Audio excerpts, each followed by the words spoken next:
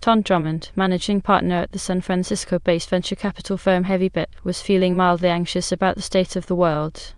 Drummond was referring to President Donald Trump's so-called reciprocal tariffs, which venture capitalists are concerned that Trump's tariffs could slow down tech investments, further decelerate an already sluggish market for initial public offerings. Some investors say they are planning to lengthen their investment cycles and will be the biggest factor determining how much a VC firm will be impacted by the tariffs is whether its portfolio companies are directly reliant on global trade.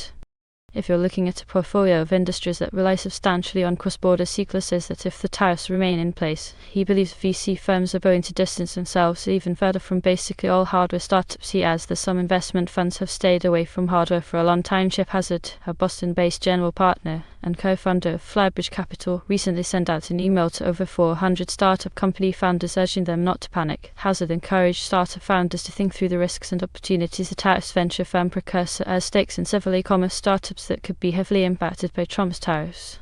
Managing partner Charles Hudson says he doesn't know the best way to strategize. Hudson predicts the selling stock in private startups in the secondary market will make up the overwhelming majority of liquidity that investors see over the next 5 years. The hope is that the extra time horizon will give limited partners, who supply the PitchBook, a database for statistics about the venture capital and private equity markets, warn the tariffs could have a cooling effect on international investments.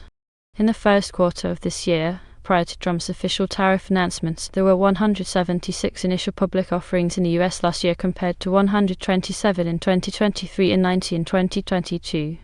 The mobile banking service Chime ticket giant StubHub and Swedish buy now, pay later firm KL investors and analysts say there are reasons to be optimistic, despite unpredictable US trade policy and instability in the broader markets.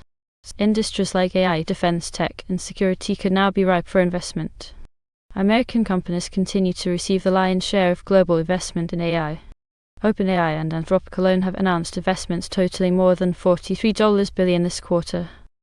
Hazard says he's less alarmed than he was 2 weeks ago.